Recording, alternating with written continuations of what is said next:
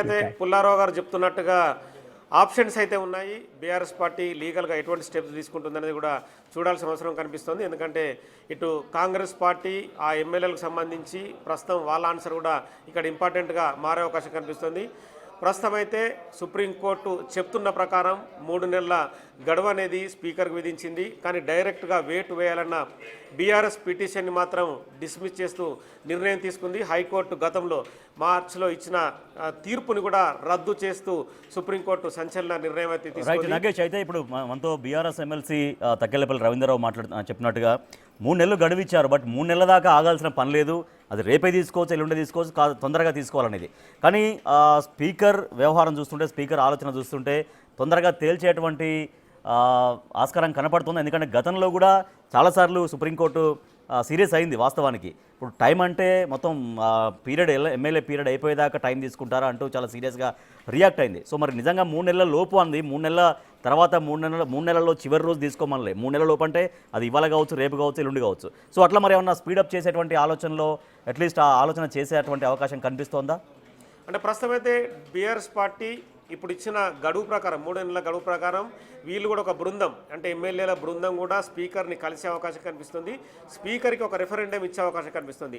Already supreme court ఇచ్చిన తీర్పు కాపీని తీసుకొని స్పీకర్ దగ్గరికి, అంటే ఇవాళ తీర్పు కాపీ ఇవాళ వచ్చినా రేపు వచ్చినా కూడా వాళ్ళు మరో 2 రోజులు, అంటే ఇది రాజకీయంగా ప్రజలు గమనించే విధంగా ముందుకెళ్లాలని చెప్పి ఏ పార్టీ అయినా ఉంటుంది. కాబట్టి ఈ క్రమంలోనే సుప్రీంకోర్టు తీర్పు కాపీని తీసుకొని వాళ్ళ పార్టీ లెటర్ ప్యాడ్ మీద వాళ్ళు ఒక టైప్ చేస్తూ 3 నెలల టైం ఫ్రేమ్ని మీకు సుప్రీంకోర్టు ఇచ్చింది. మీరు ఎందుకు వాళ్ళపైన అనర్హత పిటిషన్ వేయడం లేదు, మీరు వేయాలని చెప్పి ఒక రెఫరెండం అయితే స్పీకర్ గడ్డం ప్రసాద్ కుమార్ని కలిసి ఎమ్మెల్యేల బృందం అయితే ఇచ్చే అవకాశం కనిపిస్తుంది. ఈ 3 నెలల లోపు స్పీకరు చర్య తీసుకోకుంటే end of the last day కూడా ఎందుకు చర్య తీసుకుంటున్నారన్న దానిపైన కూడా గందరగోళాన్ని సృష్టించే అవకాశం కనిపిస్తుంది. 3 నెలల తర్వాత సుప్రీంకోర్టులో రివ్యూ పిటిషన్ కూడా బీఆర్ఎస్ పార్టీ దాఖలు చేసే అవకాశం కనిపిస్తుంది. కానీ స్పీకర్ అనేది సూపర్ పవర్గా సుప్రీంకోర్టు ఆల్రెడీ వ్యాఖ్యానించింది. కాబట్టి స్పీకర్ సంబంధించిన కార్యదర్శి కూడా ఈలోపు తాము ఎమ్మెల్యేలకు నోటీసులు ఇచ్చాం అని చెప్పి వాళ్ళు కూడా చెప్పే అవకాశం కనిపిస్తుంది.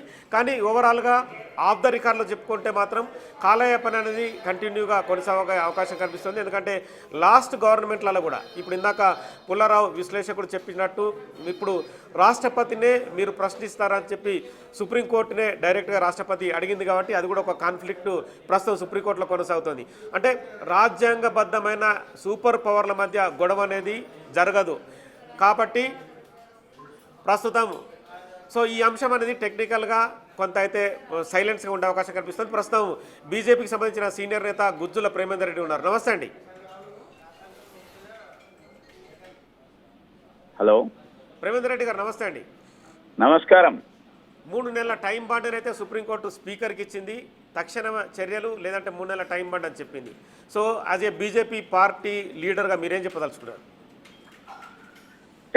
పూర్తి తీర్పును పరిశీలించవలసి ఉంది. దీనిపైన పార్టీలో కూడా చర్చిస్తాం. కానీ ఒకటి మాత్రం వాస్తవం, ఫిరాయింపులకు భారతీయ జనతా పార్టీ ఎప్పుడు వ్యతిరేకము. విలీనాలు వేరు, లేకపోతే పార్టీ చీలిక గ్రూపు వేరు.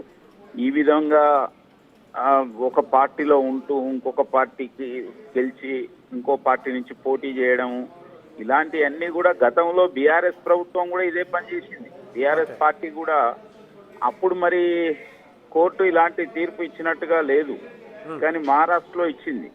కాబట్టి దీనిపైన తప్పక ఒక స్పష్టమైన యొక్క నిర్ణయం తీసుకోవాల్సి ఉంటది. కానీ స్పీకర్ అధికారాలకు ప్రేమేందర్ రెడ్డి గారు ఒక్కసారి ఓన్లో ఉండండి. సుప్రీంకోర్టు నుంచి లాయర్ మాట్లాడుతున్న ఒక్కసారి విందాం.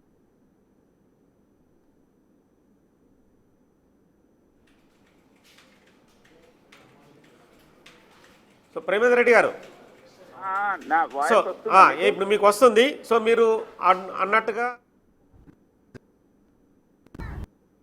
పెద్ద పెద్ద పార్లమెంటేరియన్స్ మాట్లాడిన విధంగా అసలు ఈ 10th షెడ్యూల్ తీసుకొచ్చినప్పుడు జరిగిన డిబేట్సు అన్నిటినీ కూడా పరిగణలో తీసుకున్నాము.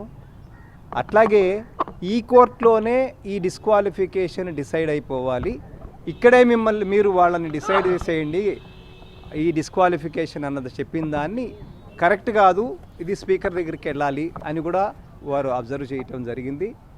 అట్లాగే ఈ గతంలో ఉన్న సంపత్ కుమార్ కేసు నేను ఏదైతే ఆర్గ్యూ చేస్తున్నానో రాజ్యాంగ ధర్మాసనానికి రిపోర్ట్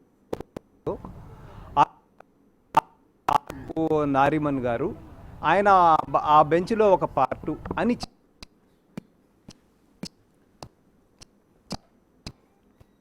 తర్వాత వచ్చిన చంద్ర అనే దాన్ని కూడా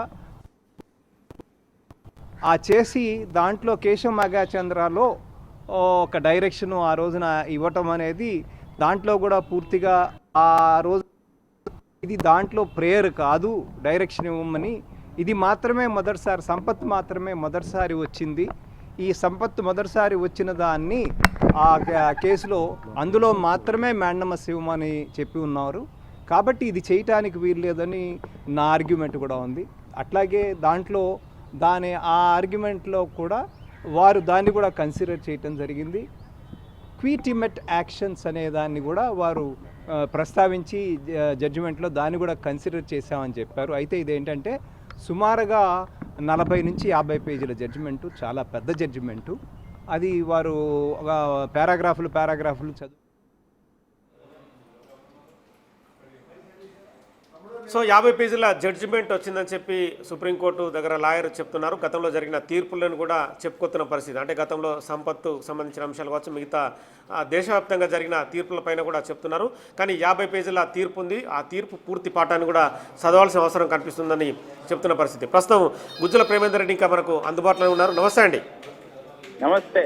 సో అంటే మీరు చెప్తున్న ప్రకారం ఖచ్చితంగా ఏ పార్టీ అయినా కూడా చర్యలు తీసుకోవాలంటారు కానీ మహారాష్ట్రలో జరిగిన ఇష్యూను కూడా మీరు ఇందాక చెప్పుకొచ్చారు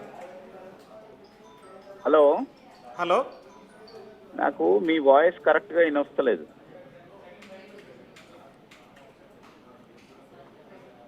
ప్రేమేందర్ రెడ్డి గారు హలో ఇప్పుడు మాట్లాడండి. ఇప్పుడు ఈ విషయం ఒకటి పూర్తిగా దాన్ని స్టడీ చేయవలసిన అవసరం ఉంది. రెండోది తప్పక స్పీకర్ గారు ఎప్పుడో ఒకసారి నిర్ణయం తీసుకోవాలి. మూడో విషయం ఏంటంటే మరి ఏదైతే చట్టసభలకు ఉండే ఒక హక్కులు అవి ఉన్నాయి దాని విషయంలో అట్లా ఉన్నాయి కదా అని చెప్పి పూర్తి అక్రమంగా అన్యాయంగా ప్రజాస్వామ్యం వ్యతిరేకంగా వ్యవహరించడం అనేది సరైనది కాదు. నాలుగో విషయం ఏంటంటే మరి గతంలో బీఆర్ఎస్ యొక్క పార్టీ కూడా ఇట్నే చేసినప్పుడు ఎందుకు దానిపైన ఇలాంటి చర్చ ఇలాంటి యొక్క చర్యలు జరగలేదు. కాబట్టి ఇప్పుడున్న యొక్క పరిస్థితులలో ఫైనల్గా ఎటువంటి యొక్క మరి నిర్ణయం జరుగుతుందనేది చూడాలి. భారతీయ జనతా పార్టీ అయితే ఎప్పుడు కూడా డెమోక్రటిక్ వేలో వెళ్ళాలి. తప్పక పార్టీలు మార్చిన వాళ్ళపైన యాక్షన్ తీసుకోవాలనేదే భారతీయ జనతా పార్టీ అభిప్రాయం. ఓకే అండి. సో మొత్తానికైతే బీజేపీ పార్టీ కూడా పార్టీ మారిన ఎమ్మెల్యేలపైన చర్యలు తీసుకోవాలి ఇది ప్రజాస్వామ్యానికి మంచిది కాదని చెప్పి వాళ్ళు నేతలు చెప్తున్నారు. సో మొత్తానికైతే సుప్రీంకోర్టుకు సంబంధించిన అంశంలో 50 పేజీల పైన తీర్పు ఉంది కాబట్టి నెక్స్ట్ ఆ తీర్పు పాఠాన్ని చదివిన తర్వాత బీఆర్ఎస్ పార్టీ లీగల్గా ఎలా ముందుకు వెళ్తుంది బీఆర్ఎస్ పార్టీ మళ్ళీ ఒక లెటర్ని తీసుకెళ్ళి స్పీకర్కి అంటే ఆ తీర్పు పాఠాన్ని జోడిస్తూ తీసుకెళ్ళి ఇచ్చి తర్వాత స్పీకర్ని కూడా అడిగే అవకాశం కనిపిస్తుంది. మరి స్పీకర్ కోర్టులో ప్రస్తుతం అయితే బంతి పడింది. గడ్డం ప్రసాద్ కుమార్ స్పీకర్ ఎలాంటి నిర్ణయం తీసుకుంటారనేది కూడా ఖచ్చితంగా పార్టీ ఫిరాయింపు ఎమ్మెల్యేలకు సంబంధించిన అంశం అయితే స్పీకర్ తీసుకునే నిర్ణయం అనేది 3 నెలల గడువు ఉంది. ఆ గడువు లోపల న్యాయ నిపుణులతో స్పీకర్ చర్చిస్తారా తదుపరి సుప్రీంకోర్టుకు సంబంధించిన తీర్పుని చదివిన తర్వాత నిర్ణయం పైన సుప్రీంకోర్టు నిర్ణయాన్ని ఎలా ముందుకు తీసుకెళ్తారనేది మాత్రం గడ్డం ప్రసాద్ కుమార్ స్పీకర్ కోర్టులో ప్రస్తుతం అయితే తీర్పు అయితే ఉంది. Right, thank you Nagesh. BRS నుంచి గెలిచి కాంగ్రెస్ పార్టీలో చేరినటువంటి ఎమ్మెల్యేల కేసులో సుప్రీంకోర్టు తీర్పును వెలువరించింది. సో ఆ తీర్పు ఏంటంటే స్పీకర్కి 3 నెలలు గడువు ఇచ్చింది. ఆ 3 నెలల్లో అనర్హత పైన నిర్ణయం తీసుకోవాలి అని. సో వాళ్ళు ఎవరు ఆ ఎమ్మెల్యేలు ఎవరు 10 మంది అంటే Khairatabad MLA Danam Nagender, Banswada MLA Pocharam Srinivasa Reddy, Bhadrachalam MLA Tellam Venkatrao, Gadwal MLA Bandla Krishnamohan Reddy, station Ghanpur MLA Kadiyam Srihari, Rajendranagar MLA Prakash Goud, Chevella MLA Kale Yadaiah, Jagtial MLA doctor Sanjay, Patancheru MLA Gudem Mahipal Reddy, Serilingampally MLA Arikapudi Gandhi. So వీళ్ళ 10 మంది ఎమ్మెల్యేలకు సంబంధించినటువంటి అనర్హత అధికారం స్పీకర్కే ఇచ్చింది. సో 3 నెలల్లో అర్హత పైన నిర్ణయం తీసుకోవాలనేది సుప్రీంకోర్టు వెల్లడించింది.